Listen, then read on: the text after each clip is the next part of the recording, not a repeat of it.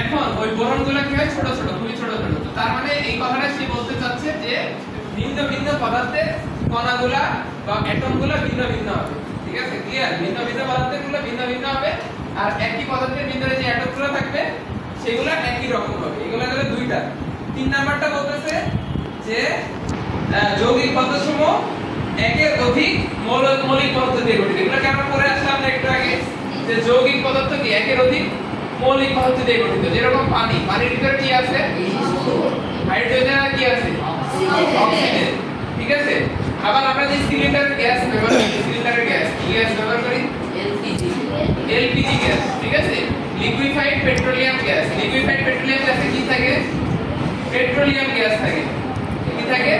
Petroleum gas. ঠিক আছে, petroleum গ্যাসটা মূলত C5H22।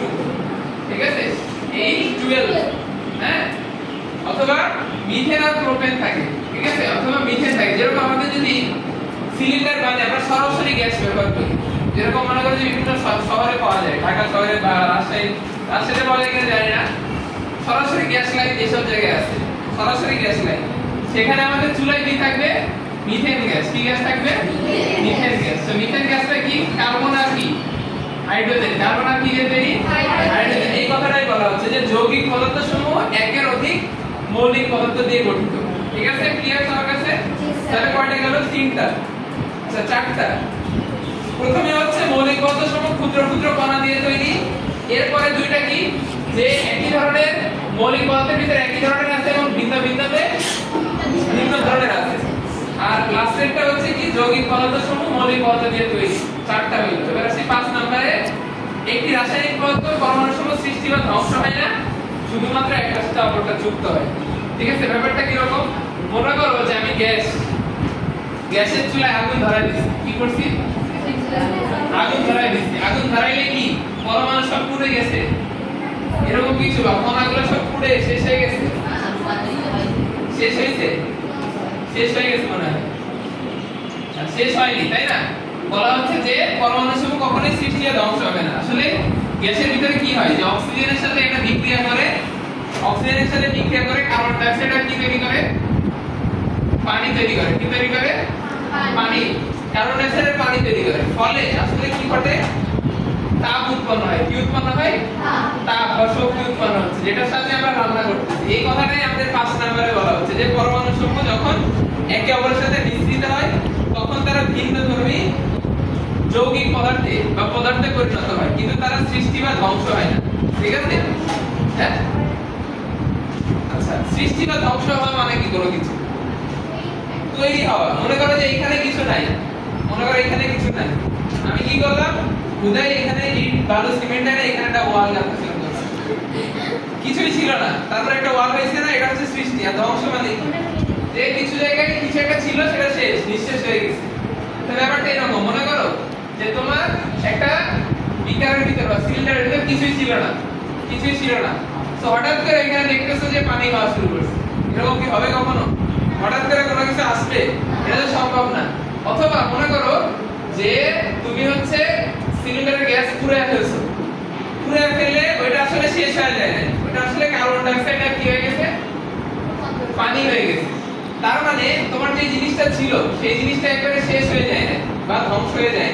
ঠিক আছে, যেরকম মনে করো ব্যাপারটা হচ্ছে যে তুমি ওয়াল ভেঙে ফেললে, ওয়াল কি গায়েব হয়ে যাবে? গায়েব হবে না। ইট সিমেন্ট বালু পড়ে থাকবে নিচে। ব্যাপারটা এরকমই বলা হচ্ছে যে একটা জিনিসকে ভেঙে ফেললে বা তৈরি করলে জিনিসটা গায়েব হয়ে যাবে না, বরং অন্য কিছুতে রূপান্তর হয়ে যাবে। ঠিক আছে, এটাকে বলা হচ্ছে সৃষ্টি বা ধ্বংস হবে না। এবার আসি পরমাণু বা অণু তৈরি। ঠিক আছে, এবার আসি দেখো পরমাণু বা অণু। খুবই সহজ, এটাই হচ্ছে আমাদের লাস্ট টপিক আজকে। টপিকের নাম লেখো পরমাণু অণু। ঠিক আছে, পরমাণু অণু তৈরি। ঠিক আছে, কি এত বলা হবে না, যা করতেছি করো, সময় মতো হয়ে যাবে।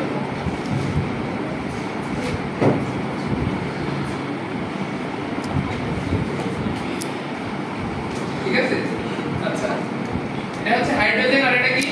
অক্সিজেন। মাঝখানে হচ্ছে ও, মাঝখানে ও বোঝা যাচ্ছে না, ওটা থাকে ওটা কক্ষপথ না, ওটা হচ্ছে ও। ঠিক আছে, আর কি থাকতে পারে? মনে করো যে কার্বন সি, কার্বনের দুইটা কক্ষপথ। ঠিক আছে, তো আমরা পরমাণু কাকে বলতেছি? মৌলিক পদার্থকে ভাঙলে আমরা যে ক্ষুদ্রতম একক পাবো তাকে বলা হচ্ছে কি? পরমাণু। আচ্ছা, ক্ষুদ্র মানে হচ্ছে, দেখো যে যদি মৌলিক পদার্থকে ভাঙলে, দেখো মৌলিক পদার্থকে ভাঙলে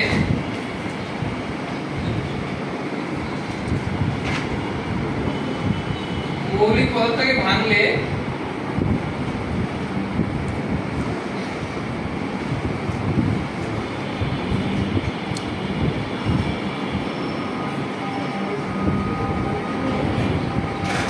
যে ক্ষুদ্রতম কণায়